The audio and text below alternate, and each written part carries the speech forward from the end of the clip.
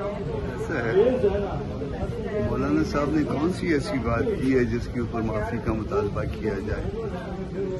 معافی کا مطالبہ تو اس بات پہ کیا جانا چاہیے کہ اگر کوئی یہ کہے کہ خیبر پختونخوا میں جو ہے نا آپ پیرالل جو ہے نا لشکر بنا لیں اور لوگوں کا خود مقابلہ کریں، معافی تو ان کو مانگنی چاہیے نہ کہ مولانا کو۔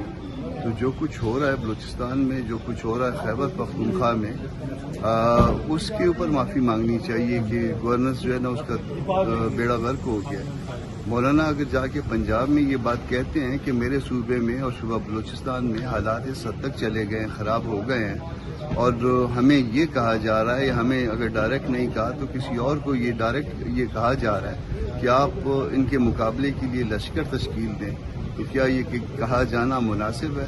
اس پہ مولانا کو معافی مانگنی چاہیے یا ان کو جنہوں نے یہ حرکت کی؟ سر، محمود خان چکزئی پہ ایف آئی آر ہوئی، مولانا پہ بھی ایف آئی آر کا خطرہ ہے۔ ابھی چوہان نے کہا ہے کہ وہ ایف آئی آر دیں گے 24 گھنٹوں میں اگر معافی نہ ہو۔ چوہان صاحب کو میں بھی جانتا ہوں، آپ بھی جانتے ہیں۔